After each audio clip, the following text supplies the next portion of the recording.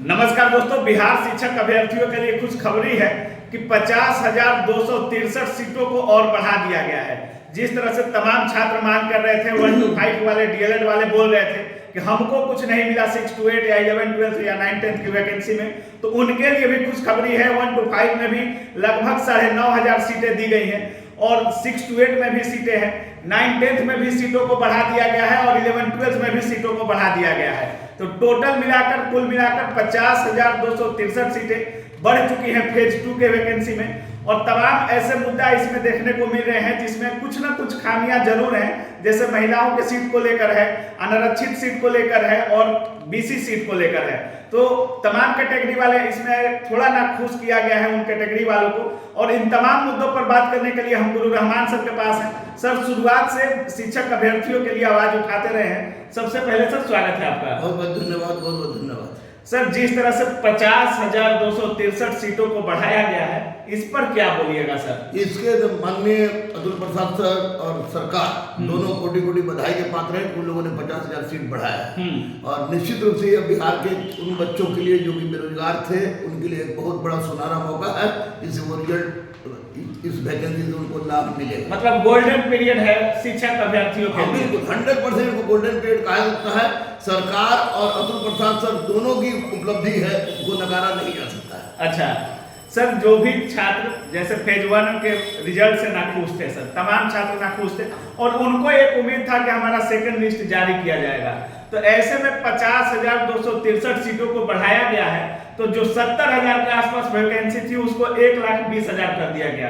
तो क्या आपको लगता है कि सरकार सेकंड बीपीएससी जो है वो सेकंड लिस्ट जारी करने के मूड में है?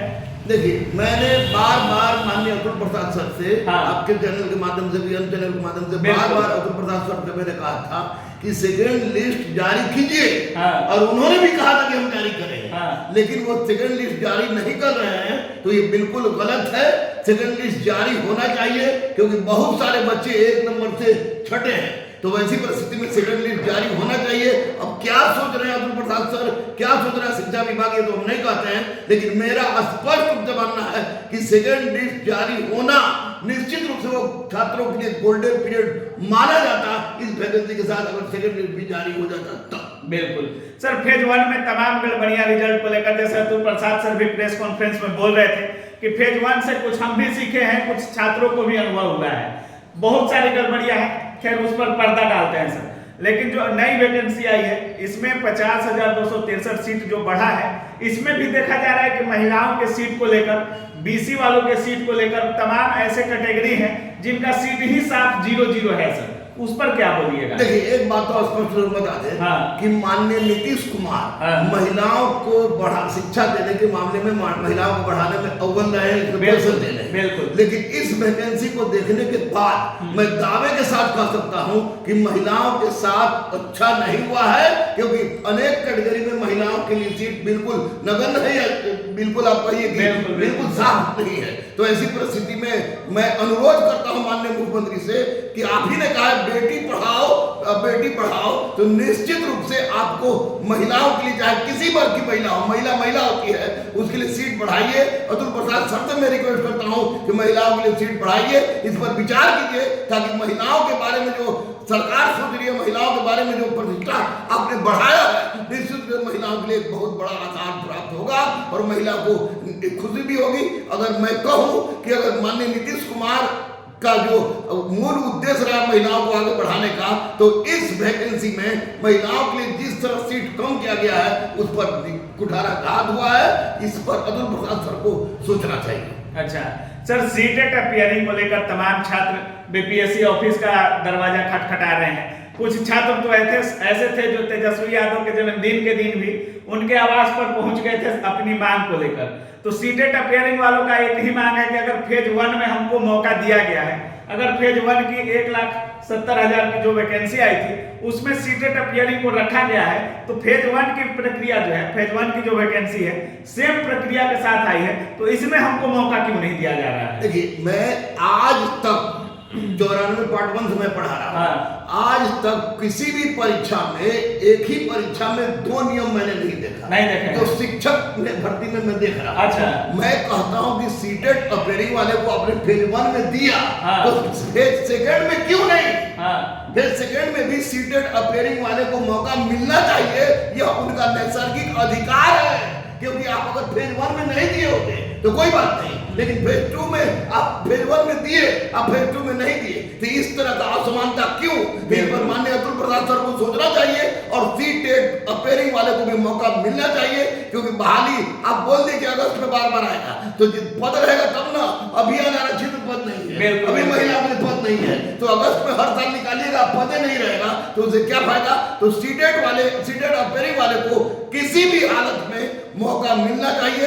यह मेरा विनती है, रिक्वेस्ट है कि हुजूर दिवाली और छठ के अवसर पर माननीय मुख्यमंत्री सर, माननीय अतुल प्रसाद सर, आप सीटेट अपेयरिंग वाले को भी मौका दीजिए। और महिलाओं के लिए जो सीट कम है, विभिन्न कैटेगरी की महिलाओं के लिए, उनको अगर आगे बढ़ाना चाहते हैं तो उनकी संख्या पर भी, उनकी सीट पर भी आपको नजर डालना होगा। क्योंकि आप ही ने महिलाओं को बढ़ाया है, तो आप ही को महिलाओं को बढ़ाना होगा और सीटेट अपेयरिंग वाले को मौका देना होगा। सर फेज 2 में कुछ मुद्दों को लेकर छात्र काफी परेशान हैं। जैसे सीटेट अपेयरिंग हो गया सर, बीसीए वाले हो गए, सीट मांग रहे हैं 6 to 8 की वैकेंसी में अप्लाई करने के लिए बोल रहे हैं, कर नहीं पा रहे हैं सर। कुछ एस्टेट के छात्र हैं जो सब्जेक्ट कॉम्बिनेशन को लेकर काफी परेशान हैं। तमाम ऐसी गड़बड़ियां इसमें भी देखने को मिल रही है सर। तो आपको नहीं लगता है कि आयोग के तरफ से एक स्पष्टीकरण के रूप में एक कोई नोटिफिकेशन जारी करना चाहिए, जैसे सब्जेक्ट कॉम्बिनेशन हो गया, सीटेट अपेयरिंग हो गया, या स्टेट के लिए जो भी बीसीए वाले हैं उनके लिए हो गया? एज के सीमा को लेकर काफी छात्र बोल रहे हैं कि हमारा एज खत्म हो गया, हमारा एज खत्म हो गया। फेज 1 में तमाम सीटों पर एज रिलैक्सेशन मिला, लेकिन फेज 2 में एज रिलैक्सेशन देखने को नहीं मिल रहा है। तो इन सब मुद्दों पर एक स्पष्टीकरण आना चाहिए सर। 100% माननीय अतुल प्रसाद सर, आपके ईमानदारी को ग्रेट सैल्यूट करता है गुरु रहमान।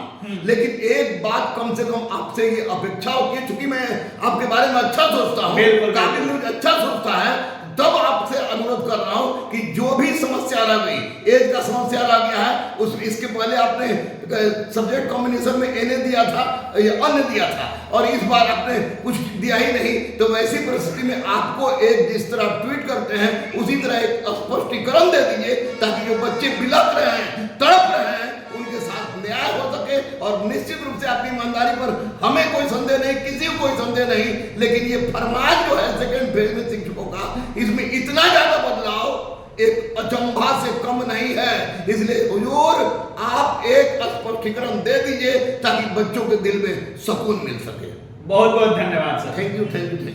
तो जैसा कि आप लोग साफ सुन रहे हैं, रहमान सर का साफ कहना है कि कहीं ना कहीं विचार करने की जरूरत है, और सर का कहना है कि अतुल प्रसाद सर पर हमें भरोसा है, सरकार पर हमें भरोसा है। तो सीटेट को लेकर, एस्टेट के सब्जेक्ट कॉम्बिनेशन को लेकर, एज रिलैक्सेशन को लेकर, और तमाम ऐसे बीसीए को लेकर तमाम ऐसे मुद्दे हैं जिनको लेकर छात्र कुछ परेशान चल रहे हैं, उन पर विचार करने की जरूरत है। जैसे सीटों को तो बढ़ा दिया गया है, लेकिन तमाम ऐसे कैटेगरी हैं जिसमें सीटों को लेकर साफ 0-0 लिख दिया गया है। तो ऐसे नहीं चलने वाला है। बाकी अब क्या कुछ सोच रहे हैं इस पूरे वीडियो के बारे में, मेरा कमेंट सेक्शन में जरूर रखिएगा। आप देख रहे थे काबिल न्यूज। जय हिंद।